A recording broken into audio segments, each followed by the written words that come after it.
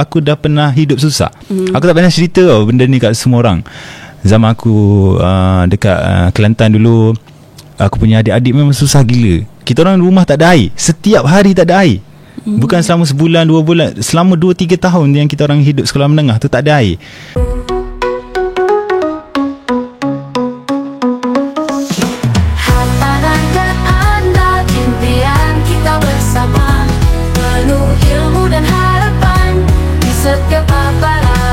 Hai, Assalamualaikum tuan-tuan dan puan-puan. Selamat datang ke podcast Hartanah dan Anda. Untuk episod kali ini, anda akan bersama saya, Alia Farha binti Johaidi, sebagai hos anda. Dan kita ada seorang tetamu jemputan. Tetamu jemputan kali ini merupakan sahabat saya sendiri. Sahabat seperjuangan lah ketika kami bersama-sama menuntut di Ahmad Ibrahim Kuliah of Laws atau singkatan dia ICOL di Universiti Islam Antarabangsa Malaysia UIAM.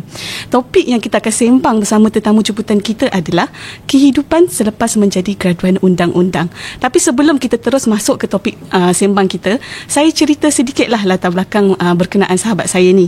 Beliau merupakan anak jati Kelantan dan sekarang merupakan seorang usahawan yang berjaya, saya boleh katakan, dan seorang content creator. Tanpa membuang masa lagi, saya menjemput sahabat saya, Nik Izzuddin Omari bin Nik Omar. Assalamualaikum Nik, apa khabar? Waalaikumsalam, khabar baik, Alhamdulillah. Nampak makin ceria, makin happy bersama orang tercinta. Okay. Okey Nik, berbalik kepada topik kita tadi ni, kehidupan selepas menjadi seorang graduan undang-undang. Boleh kau share sikit latar belakang kau dan journey kau selepas kau graduate from law school? Okey, baik. Terima kasih Alia dan juga Tuan Saleh and Isaac sebab menjemput saya untuk datang ke podcast. So ini merupakan podcast pertama saya sebenarnya, Alia. Sebelum ni tak pernah lagi saya jadi panelis untuk podcast. So sedikit latar belakang lah pasal diri saya. Siapa ni tiba-tiba datang nak bercakap tentang kejayaan undang-undang kan. So saya sebenarnya berasal daripada Pasir Mas, Kelantan. Betul, anak jati Kelantan. So betul-betul sempadan dengan Thailand saya punya tempat tinggal tu. Boleh. Kalau bunyi slang Kelantan tu, maafkan saya lah. Tak boleh buat apalah. Memang tak boleh sorok dah. Okay. So saya sambung pelajaran ke Sekolah Kebangsaan Gelang Mas dan kemudian ke Ma'had Muhammadi Pasir Mas. So Ma'had Muhammadi Pasir Mas tu, itu antara zaman, orang kata zaman saya main-main lah. Zaman study dulu. Daripada form 1 sampai form 5 saya kelas hujung. Kelas hujung. Bila kita kelas hujung, maksudnya kita punya pendidikan tu tak tinggi lah. Result kita tak, budak nakal macam tu. Sebab tu saya selalu cakap ke orang, saya bukanlah pelajar yang cemerlang, tapi saya pelajar yang istiqomah.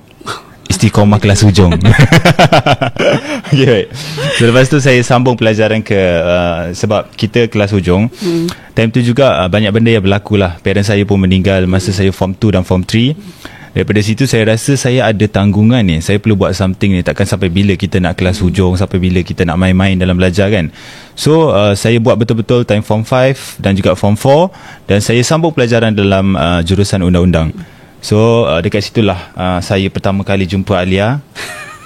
Bila saya ambil asasi foundation law dekat UIA. Dan kemudian saya sambung degree di UIA juga. Saya ambil civil dan juga syariah selama 4 tahun. So siapa yang nak ambil law tu, baguslah korang start dengan asasi dulu selama setahun setengah. Betul. Ada juga yang buat setahun kalau korang lepas English placement test dengan juga Arabic placement test. And then kemudian sambung 4 tahun degree civil dan juga setahun degree syariah. So masa belajar civil tu akan ada satu subjek tambahan syariah lah. Okay. So lepas sahaja saya graduate daripada UIA, so apa kerjaya saya sebenarnya? Betul. Kan? Okay.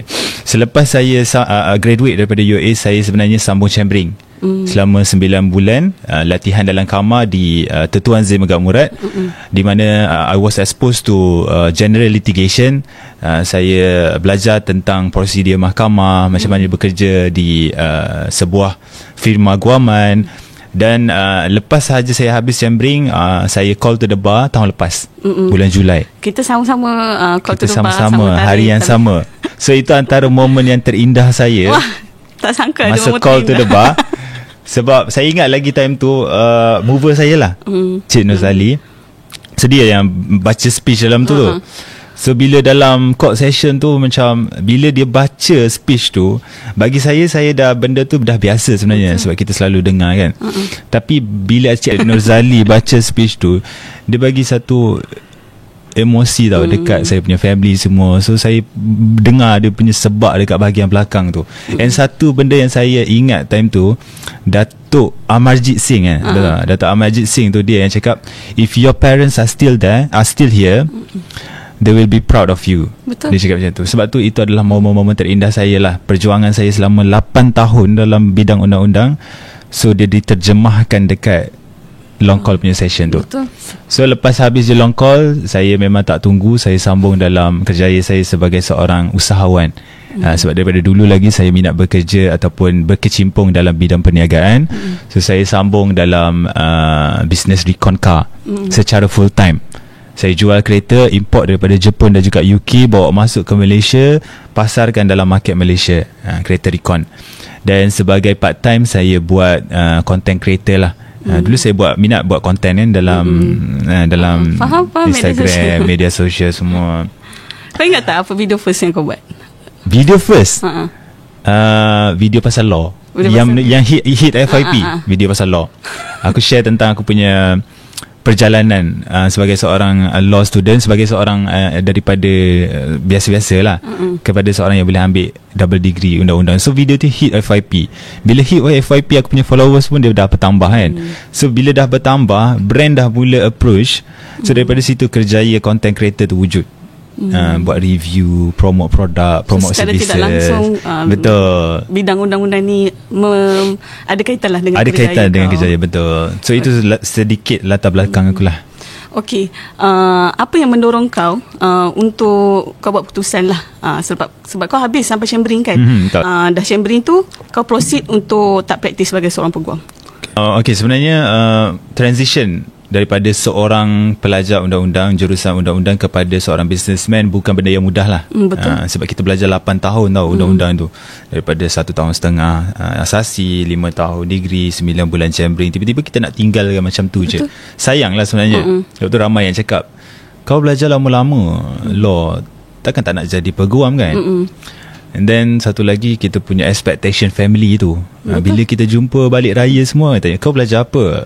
Belajar undang-undang, cik. Oh, bolehlah nanti cik ada kes, cik bagi kat awak lah. Biasalah. So dia dah put macam pressure yang kita ni memang kena jadi lawyer. Kalau ambil undang-undang kena jadi lawyer.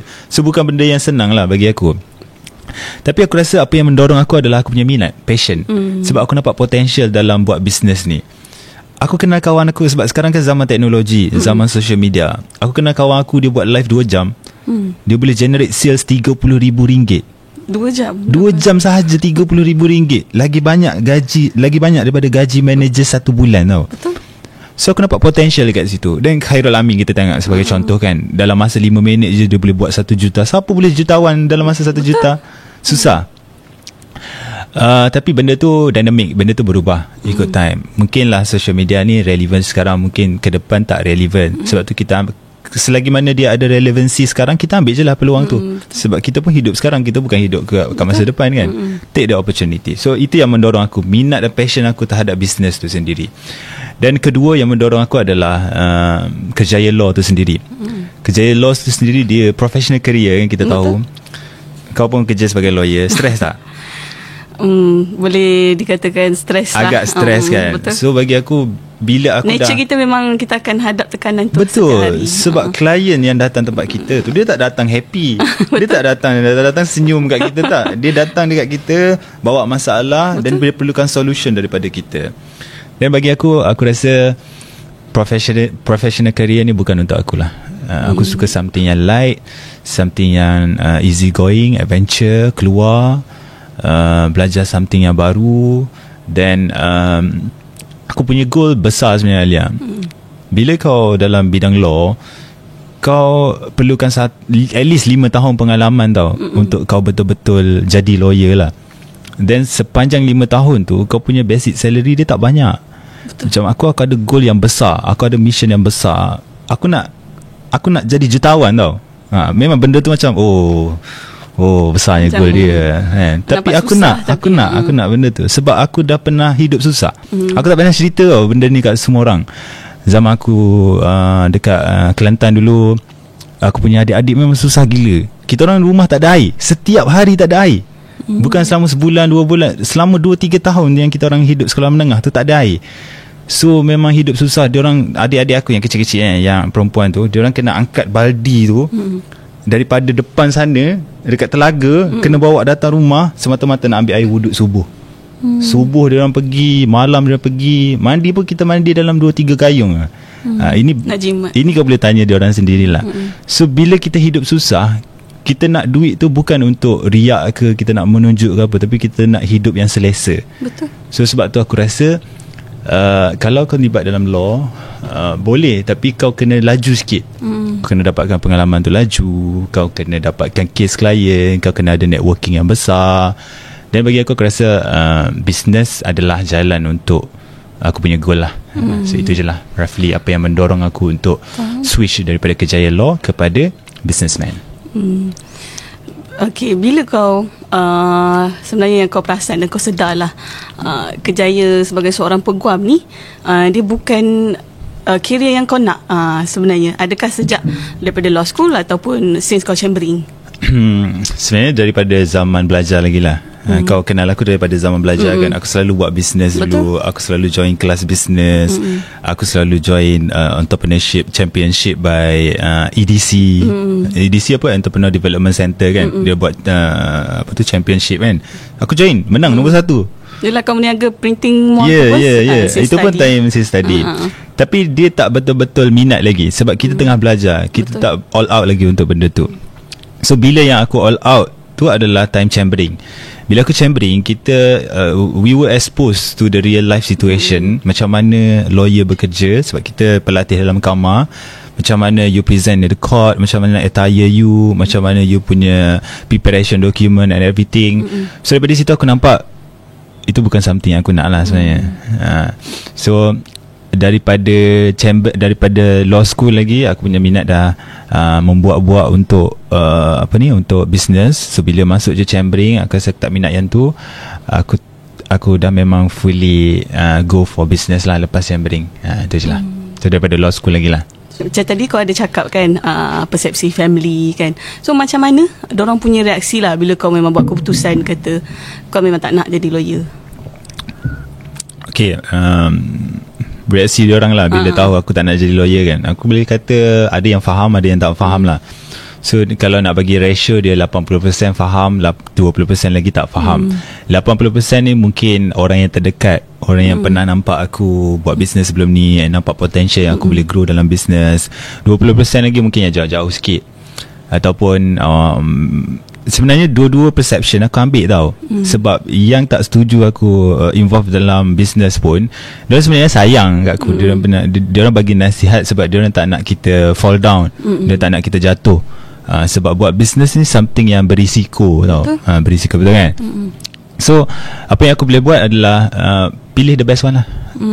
So aku pilih yang business, tapi buat betul-betul. Aku tak masuk dalam business sembrono macam tu je. Aku buat calculated risk. Nak masuk ni, industri ni boleh pergi jauh tak? Boleh grow ke tak Recon Car ni? Ke sekadar macam kita sentuh-sentuh macam tu je? So aku nampak memang potential dia boleh pergi jauh. Semua orang pakai kereta. Betul. And then aku punya niche Recon Car luxury imported daripada Jepun dan UK. So demand tu ada dekat Malaysia. Sebab kereta Recon tak semua ada dekat market Malaysia. Betul. Contoh macam Mercedes 200 A200 ada dekat market Malaysia. Tapi Mercedes A180 tak ada dekat market Malaysia. Kat mana nak dapatkan? Dekat Jepun. So fill the gap, and then ada potential untuk grow. That's why aku choose untuk ambil business. So tunjuk kat dia orang yang kita ni mampu berjaya dengan betul. Kau tunjuk yang sebenarnya kau ada plan yang lebih baik kan. Dan apa-apa pun yang kau buat mesti ada cabaran dia. So apa cabaran yang terbesar yang kau hadapi bila kau transition daripada sebagai law graduate kepada businessman? Okay, baik. Cabaran terbesar aku sebab business Recon ni aku tak pernah buat sebelum ni. So aku rasa cabaran terbesar adalah nak kena belajar something yang baru. Selama ni 8 tahun kau belajar untuk undang-undang, tiba-tiba kau drop everything, tak tepi dulu, dan kau start buka baru, buka foundation law, foundation basic, principal, element, semua kau buka yang baru, starting daripada zero. So itu adalah cabaran terbesar aku untuk belajar industri Recon.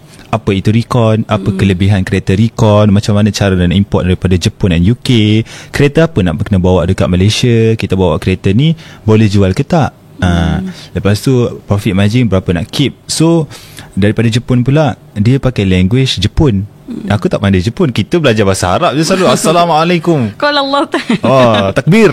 Kita belajar bahasa Arab kita memang daripada Walaupun Mahat. Walaupun kau ada irama Jepun, tapi kita tak ada basic tak pandai bahasa Jepun. Yang aku tahu sumimasen macam tu je. So itu adalah challenges lah. Bahasa, barrier, knowledge pasal industri tu. Itu nombor satu. Nombor dua adalah yang challenging juga aku rasa business adalah risiko. Kita tak tahu bila kita involve dalam bisnes ni, bisnes kita ni boleh grow ke tak. Sebab aku sentiasa tanamkan dalam diri aku, tak kisah kau buat produk apa, servis apa, yang penting kau belajar daripada bisnes tu. Yang penting asas yang kau dapat dalam perniagaan tu. So kalau kau tukar produk kau jatuh, contohlah kereta Recon punya industri ni jatuh, tak ada demand. Kereta baru punya menconak-conak dia punya demand, kereta used car menconak-conak dia punya demand, tapi Recon tak ada demand. Tapi tak apa, sebab kau asas perniagaan tu kau ada. Kau tukarlah produk apa sekalipun, servis apa sekalipun, tapi kalau kau tahu asas perniagaan tu, kau boleh survive. Sebab asas perniagaan apa je, sales, marketing, and then kau punya research, itu yang paling penting. Tawakal, usaha. So aku rasa dua tu lah antara challenges yang terbesar aku face sekarang. Yelah, bisnes ni ada naik turun, ada masa kita rugi, ada masa kita untung. Betul. Tapi apa-apa pun berbalik pada semangat untuk kau capai kau punya goal tu lah kan. Macam kau cakap tadi, kita dah lama dalam bidang undang-undang ni. Ambil asasi setahun setengah, dekat 2 tahun. Belajar degree pun 5 tahun. So apa skill yang kau belajar dan kau peroleh waktu kau kat law school dan kau praktiskan dalam kerjaya kau sekarang? Okay, jadi aku suka soalan ni. Sebab ramai yang tanya kan, kenapa ambil law kalau nak buat business kan. Sebenarnya bila kita belajar law ni, kita tahu banyak benda. Law, it covers many areas of human life. Apa yang kita belajar, contract law, civil law, commercial law, criminal law, syariah law, kahwin, cerai, nikah, semua tanggungjawab, nafkah dekat isteri, suami, semua kita belajar. Betul. Dalam law. So dia bagi kita banyak insight, viewpoints, daripada pelbagai viewpoints. So kemahiran yang saya dapat daripada law school ni banyak lah sebenarnya yang kita boleh terjemahkan dalam kerjaya saya sekarang. Kita belajar pasal research skill, kita belajar pasal analytic skill, critical thinking skills, critical thinking skill pun kita ada satu kelas asing. Kita belajar satu sem tu macam mana nak selesaikan. Betul. And critical thinking skill pun sama. So benda ni penting sebenarnya sebab law degree dia menyediakan asas and preparation untuk kerjaya aku sekarang lah. Contoh, kita ambil lah aplikasi apa yang kemahiran kita dapat daripada law school. Contoh kalau aku dalam bidang recon car, bila customer nak datang tengok kereta, kita nak demo kereta ni kat customer, apa kemahirannya pula ada? Communication skill. Betul. Social skill. Itu yang kita belajar daripada law. Betul. Macam mana kita present dekat court, macam mana kita persuade the judge, kita influence the people, and then the saksi, semua witness, and then macam mana kita nak influence atau persuade customer kita ni untuk beli kereta tu. The same thing sebenarnya. Macam mana kita nak sell the dreams. Dengan abang, kakak, kalau abang beli kereta Mercedes A180 ni, abang akan nampak aura orang kaya, vibe corporate, dalam masa yang sama nampak sporty and young. Macam tu. Kita nak sell the dreams. And then itu starting, kita ambil daripada awal. Okay, demo. Kalau dia setuju, kita pergi proses seterusnya, LOU. Kita nak apply loan untuk dia ni. Apa yang kita kena buat? Prepare document. Itu yang kita buat zaman law. Prepare affidavit, bundle of documents, cost paper semua. Lepas submit loan, apa lagi? Deliver kereta tu tak ada apalah. Itu kemahiran biasa je lah. Yang lain-lain tu adalah networking kita dengan panel, aksesori ke apa, dengan siapa-siapa lah semua. So banyak sebenarnya kemahiran ataupun skill ataupun knowledge yang kita boleh dapat daripada law school yang menjadi asas yang kita boleh terjemahkan kepada kerjaya kita sekarang lah. So apa yang aku boleh conclude kan maksud kau ni, daripada law school ni kita memang akan gain macam-macam knowledge, skill, boleh bantu kita untuk survive dekat dunia kerjaya. Tak kisahlah sama ada terus dalam bidang undang-undang ataupun tidak. Kau rasakan dengan kau punya background sebagai law graduate kan, adakah sedikit sebanyak dia membagi kelebihan dekat diri kau dalam industri yang kau ceburi sekarang? Aku rasa banyak lah sebenarnya. Macam yang aku cakap tadi juga, dia punya kemahiran, skill semua yang kita dapat. Dan bila kita belajar law, undang-undang, kita tahu pasal undang-undang dan integrity tu. So bila kita buat business, kita kena selalu transparent lah dengan customer. Kita kena selalu build trust dekat diorang. Contoh kan, kalau isu kereta recon lah, aku ambil kereta recon je lah, sebab itu something yang aku buat kan. Ada lagi yang aku buat, content creator, tapi nanti panjang pula. Macam kereta recon kan, selalu sekarang yang viral hari tu adalah orang pusing mileage. Maksudnya mileage tinggi, dia cakap rendah. Dia ubah jadi rendah. Benda tu salah lah. Grade rendah, dia letak grade tinggi. Benda tu salah sebenarnya. Tapi diorang buat sebab diorang dibutakan dengan duit. Orang kalau mileage rendah, kereta cantik, nampak cantik, mileage rendah, harga pun rendah, diorang beli. Padahal diorang tak tahu yang diorang ubah ke apa semua kan.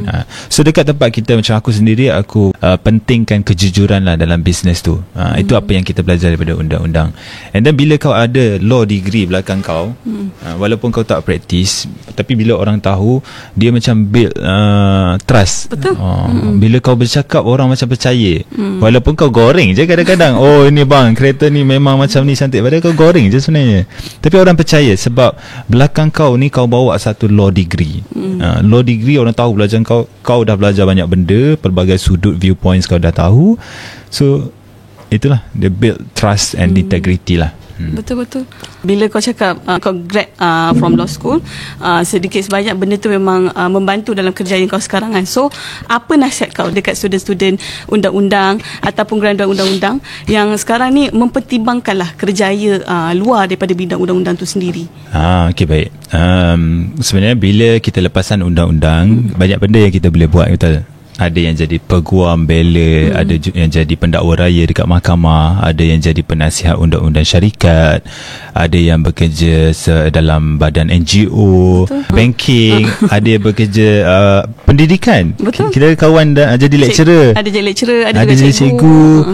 So banyak sebenarnya dalam line undang-undang juga. Tapi kalau korang rasa undang-undang adalah something yang berat, ataupun korang nak pergi kepada kejayaan lain, tak ada masalah, teruskan.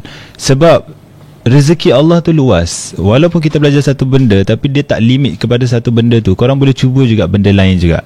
Teruskan je, jangan takut untuk korang ambil decision tu disebabkan perception orang lain.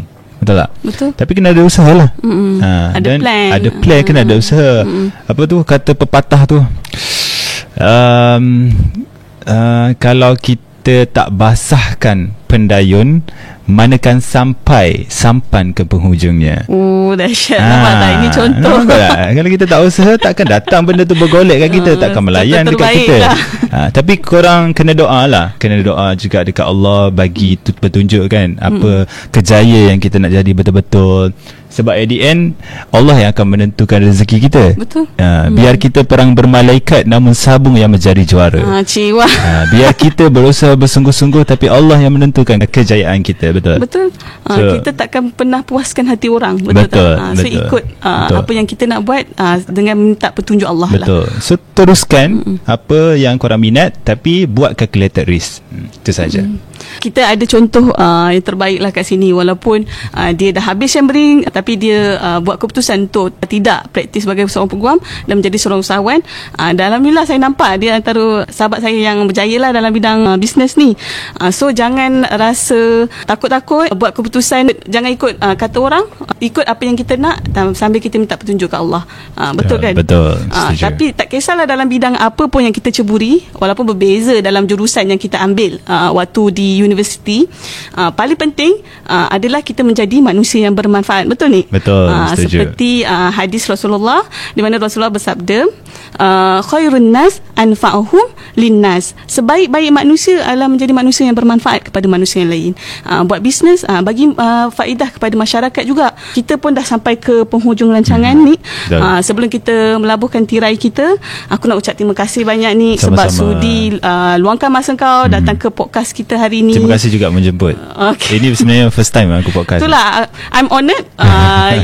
Kau sudi datang sini, dan ini yang podcast pertama kau. Dan bukan yang terakhir. Dan bukan yang terakhir. Jangan lupa siapa nak jemput dia, boleh jemput dia. Boleh hubungi dia dekat media sosial dia. Okey. Tak lupa juga pada tuan-tuan dan puan-puan yang sudi dan setia mendengar podcast kita sampai ke akhirnya.